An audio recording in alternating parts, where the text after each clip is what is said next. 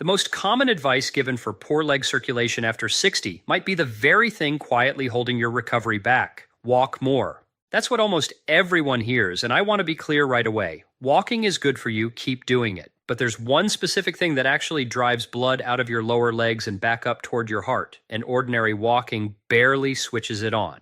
Let me tell you about Lorraine, 71, sharp as a tack, still driving, still hosting her grandkids every Sunday. But her feet were cold every single night, even in the middle of summer, and her ankles turned to bread dough by dinner time.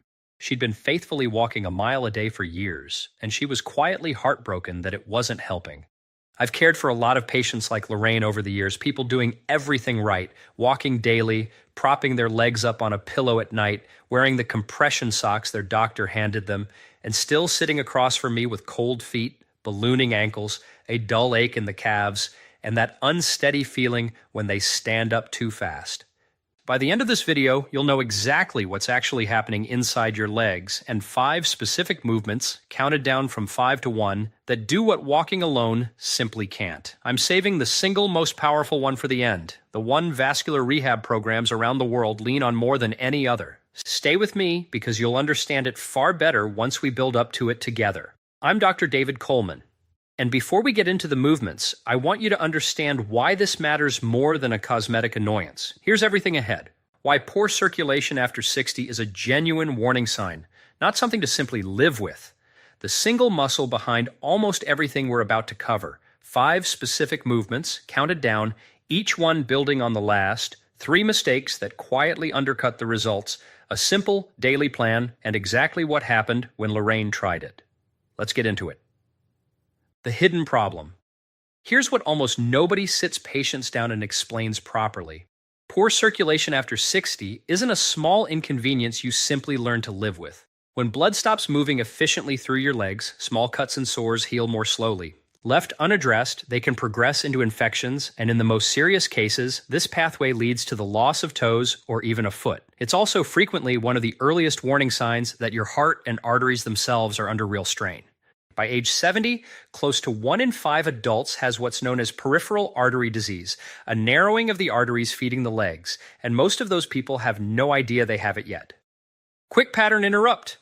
Before you assume you already know this material, walk more, put your feet up, drink your water, give me a few more minutes. Because the actual reason your feet are still cold at night has very little to do with how many steps you logged today. It comes down to a single muscle most people never think about even once. That muscle is your calf. Doctors sometimes call it the calf muscle pump, and plenty of clinicians refer to it as your body's second heart, which isn't just a figure of speech. Every time your calf tightens, it squeezes the deep veins buried in your lower leg and physically pushes blood upward against gravity, back toward your chest. Tiny one-way valves inside those veins snap shut behind each push, so the blood can't fall back down. That's the pump, your second heart, working every single time you take a step. Here's the trouble. After 60, this system tends to weaken. Vein walls become weaker and stretchier. The valves start to leak. The calf muscle itself shrinks and loses power, especially if a large part of your day is spent sitting, which describes most of us, so the pump slows down. And when it slows, blood stalls at your ankles instead of climbing. Swelling worsens. Feet get colder. The skin down there starts running short on oxygen. And the less you move, the weaker the pump becomes, which makes you move even less still. It's a slow downward spiral, and a great many people are somewhere on it without realizing. Here's the genuinely good news. Fixing this doesn't depend on your step count. It depends on a handful of very specific movements that physically push blood back up where it belongs. I'm walking you through 5 of them, in order, counting down from 5 to 1. Each one accomplishes something the one before it couldn't.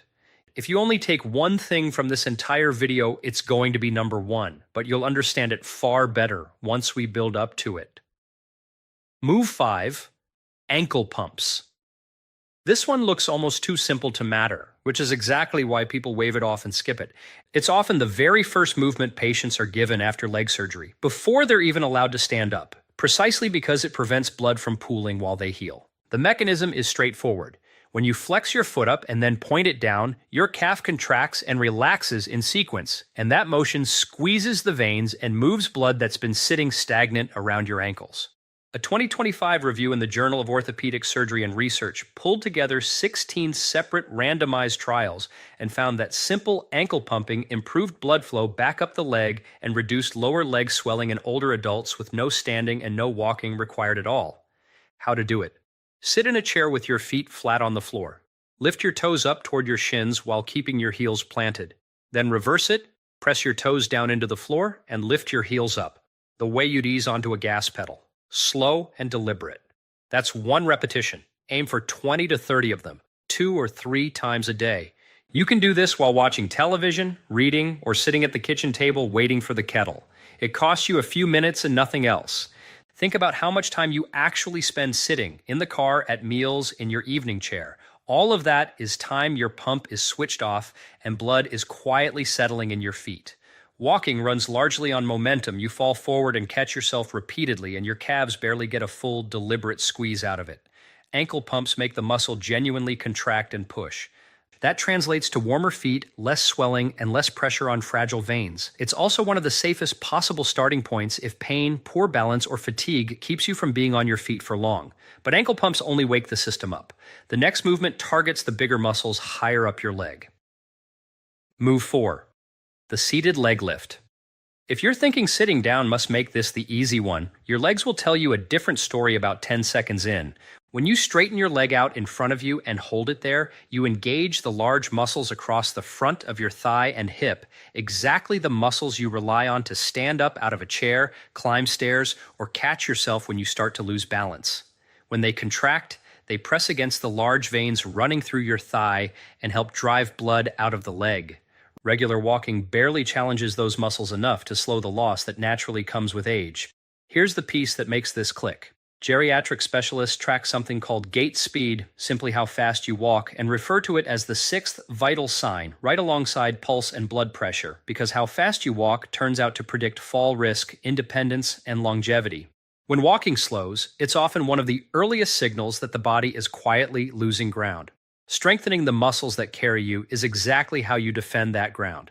How to do it. Sit up tall in a sturdy chair, back pressed against the seat, both feet flat on the floor. Slowly lift one leg straight out in front of you, knee as straight as comfortable, and hold for 2 seconds. Lower it back down slowly, without letting the foot simply drop. That's one repetition. Do 10 to 15 on one leg, then switch sides.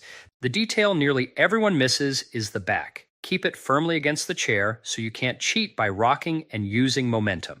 That's what forces the correct muscles to actually do the work. And that's where the circulation benefit comes from. As this starts to feel easy, add light resistance, an ankle weight, or a resistance band looped around your foot. Even 1 or 2 pounds makes a genuine difference.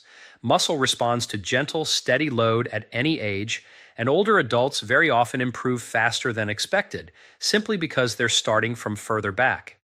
This movement builds strength that keeps you walking and moves blood through the upper leg in a way ankle pumps alone never reach. But strong thighs alone won't protect you if your balance system isn't firing properly, and that's exactly where we go next. Move 3. The supported calf raise. This movement trains your circulation and your balance simultaneously. And balance is the thing that quietly decides whether someone keeps their independence or slowly loses it. Keeping your lower body muscles strong is widely recognized as one of the best things you can do to hold on to mobility as you age, to keep rising out of chairs, off the couch, and upstairs without needing a hand. Your calves sit right at the center of that. Every contraction squeezes those deep veins and forces blood upward against gravity. Weak calves mean blood pools, swelling climbs, and balance reactions slow, meaning an ordinary stumble is more likely to turn into an actual fall. How to do it. Stand behind a sturdy chair or at a kitchen counter, resting your hands lightly for balance, feet about hip-width apart. Rise up slowly onto the balls of your feet, lifting your heels as high as comfortable. At the top, pause for 2 to 3 seconds, eyes looking straight ahead rather than down at your feet. Then lower yourself slowly, taking a full 3 seconds to come back down. That slow tempo and the pause at the top are where the real work happens. It makes your calf muscles and balance system fire together, precisely what your body needs to do when catching itself mid-stumble. Start with 10 repetitions, building toward 20 to 25 as you get stronger. Over just a few weeks, this single movement improves ankle stability, circulation, and reaction speed all at once, without pounding on your knees or hips. For many patients I've worked with, this is the movement that first made them feel genuinely steady on their feet again. But standing on 2 feet is the gentle version. The next movement takes one of them away. Move 2. The single leg stance hold. Before you dismiss this one as just a balance drill unrelated to your circulation, let me give you the number that made me take it seriously. Research published in the British Journal of Sports Medicine followed more than 1,700 adults over several years and found that people who couldn't stand on one leg for just 10 seconds had an 84% higher risk of dying over the years that followed, compared with those who could hold it. 84%. And here's the part that stops me every time. Among adults in their early 70s, fewer than half could pass that simple test. A 10-second balance check told those researchers more about the road ahead than almost anything else they measured. You can try this right now carefully with a counter or solid chair nearby. Stand tall, one hand near something to grab if needed, lift 1 foot an inch or two off the floor, and see whether you can hold it steady for 10 seconds without grabbing on. That's the test, and it also happens to be the exercise itself. The reason it does so much for circulation comes down to time. The instant you stand on one leg, your calf, ankle, hip, and core all have to contract and keep contracting to hold you upright.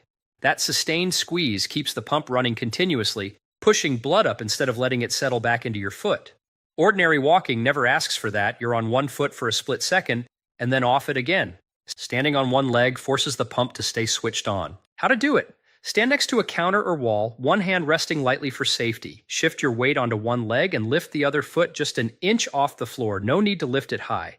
Stand tall, eyes forward, and avoid curling your toes to grip the ground. Hold for 20 to 30 seconds, breathing normally, then switch legs. That's one set. Start with 2 rounds per side. As it gets easier, rest your hand more and more lightly on the counter, eventually hovering it just above the surface without touching. This is the spot where circulation and fall prevention completely overlap. When balance fades, people move less. When movement drops, blood flow slows, swelling rises, feet ache more, and confidence drains away. Exactly the spiral we discussed earlier. But balance alone doesn't fully restore the flow. For that, you need the single strongest version of the calf pump there is. Move 1. The standing calf pump hold. This is the movement I promised you at the very beginning. And once you understand what it's doing inside your leg, you'll see exactly why vascular rehabilitation programs around the world use it almost the way they'd use a prescription. It resembles the calf raise from Move 3, with one small difference that changes everything: the hold. You rise onto the balls of your feet, and then you stay right there. Your calves work like a pressure pump, and holding at the top keeps that pump fully squeezed long enough to genuinely clear blood that's been stalling around your ankles and drive it up toward your heart. Ankle pumps wake the system up. The single leg hold trains your control. This movement moves the most blood of all and keeps it moving. The evidence behind it is substantial. A randomized trial published in the Journal of Vascular Surgery found that people with genuinely poor leg circulation who followed a program built around calf raise exercise were able to walk significantly farther before pain set in. Their pain-free walking distance improved meaningfully, and their total walking distance improved by close to 100 meters with no medication and no equipment involved anywhere. That's the calf pump doing precisely the job it was built to do. How to do it safely? Stand behind a chair or at a counter, hands resting there for balance, feet about hip-width apart. Rise up slowly onto the balls of your feet, heels lifting as high as comfortable. Hold for 3 to 5 seconds at the very top, breathing normally, eyes forward. Then lower yourself back down slowly, about 3 seconds to come all the way down. That's 1 repetition. Start with 8 to 10 of them, working up over time to 15 or 20, always with control, never rushing. The hold is the entire point. That sustained squeeze keeps the pump fully engaged, drives blood upward, reduces swelling, and strengthens exactly the muscles your body reaches for when catching itself mid-stumble.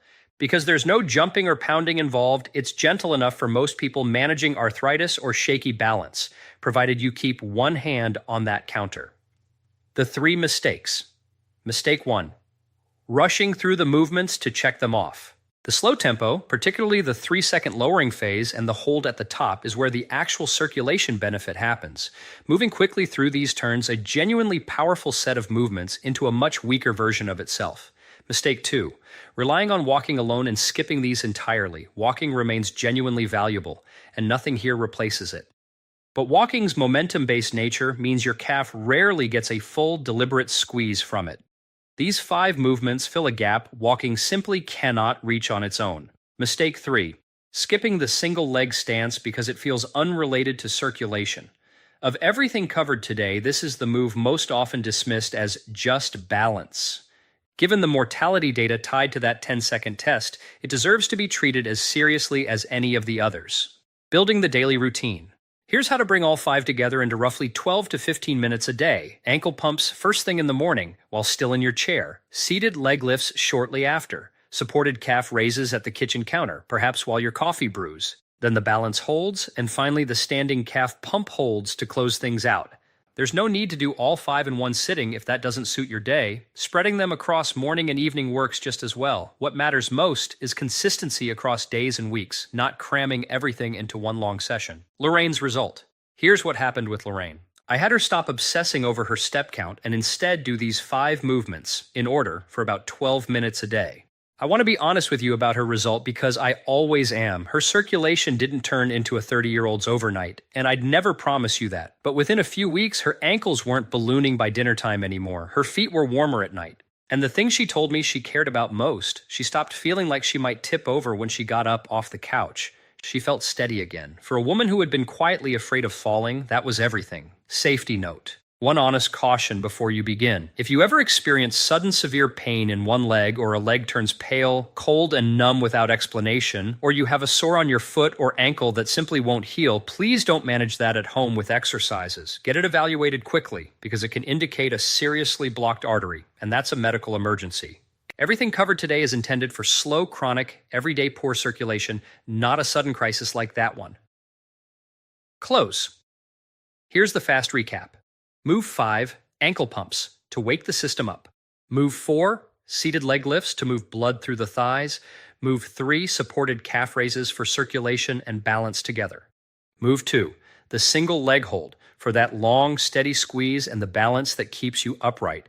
And move 1, the standing calf pump hold, the most powerful of all, the one I'd choose without hesitation if I could only pick one. Keep walking. It's genuinely valuable, and I never want you to stop. But walking alone leaves a real gap, and these 5 movements are what fill it. They take less than 15 minutes a day, cost nothing, and can be done entirely at home in front of the television. If this helped you, subscribe. I put out a new video every week, no fluff, just what actually matters for your health after 60. Next week, I'm covering the real reason your grip strength predicts how long you'll live, and a simple test you can do at home in under a minute. If today made sense to you, that one is going to land even harder. Your circulation is one of the few things about getting older where you genuinely get a vote. This is how you cast it. I'll see you next week.